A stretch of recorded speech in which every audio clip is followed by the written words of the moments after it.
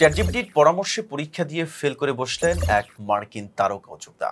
Kim Kardashian জানিয়েছেন, কৃত্রিম বুদ্ধিমত্তা ভিত্তিক চ্যাটবট চ্যাটজিপিটির ভুল পরামর্শেই তিনি আইন পরীক্ষায় অকৃতকার্য হয়েছেন। ভ্যানিটি ফেয়ারকে দেওয়া এক সাক্ষাৎকারে কিম বলেন, পড়াশোনার সময় আইনি প্রশ্নের উত্তর জানতে চ্যাটজিপিটি ব্যবহার করতেন, কিন্তু এটি বারবার ভুল তথ্য দিয়েছে। কিমের ভাষায়, ভুল উত্তর দিয়েও এআই তাকে আত্মবিশ্বাস হতে শিখিয়েছে। এ বিষয়ে মুখ খুলেছে ওপেন এআই। বিস্তারিত দেখুন ডেস্ক রিপোর্টে।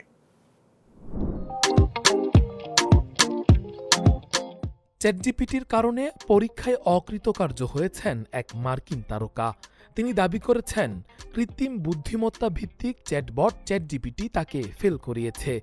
আইন পরীক্ষার প্রস্তুতির সময় চ্যাটজিপিটি তাকে ভুল পরামর্শ দেওয়ায় পরীক্ষায় অকৃতকার্য হয়েছেন বলে অভিযোগ করেন তিনি।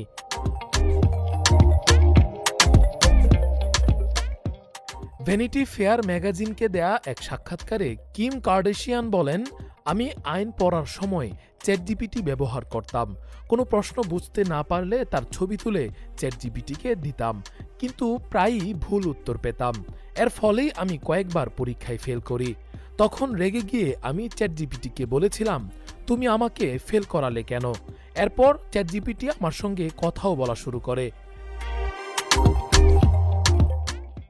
কিমের এই অভিযোগের পরও চ্যাটজিপিটির নির্মাতা প্রতিষ্ঠান ওপেন এআই দাবি করছে, তাদের এআই প্রযুক্তি শিক্ষার্থীদের জন্য এক সহায়ক উপকরণ। প্রতিষ্ঠানটির মতে, চ্যাটজিপিটি শিক্ষায় সহযোগিতা করতে পারে, বিশেষ করে উচ্চশিক্ষার ক্ষেত্রে এটি শিক্ষার্থীদের চিন্তাশক্তি বাড়াতে সহায়ক ভূমিকা রাখে।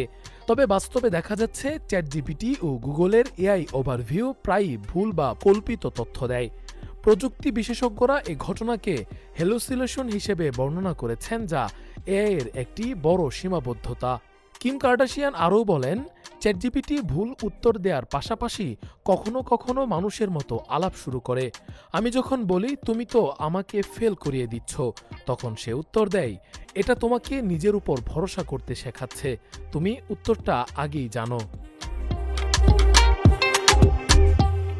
তিনি যোগ করেন, চ্যাটজিপিটি কখনো কখনো আমার মনোবিদের মতো আচরণ করে, ভুল উত্তর দিয়েও আমাকে আত্মবিশ্বাস শেখায়।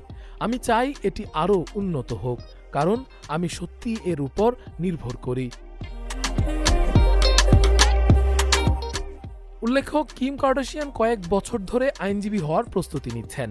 তিনি ক্যালিফোর্নিয়ার প্রাথমিক বার পরীক্ষায় উত্তীর্ণ হয়েছেন এবং এখন মূল বার পরীক্ষায় ফলাফলের অপেক্ষায় আছেন। যুক্তরাষ্ট্রে এই পরীক্ষা সবচেয়ে কঠিন আইন পরীক্ষাগুলোর একটি হিসেবে বিবেচিত হয়।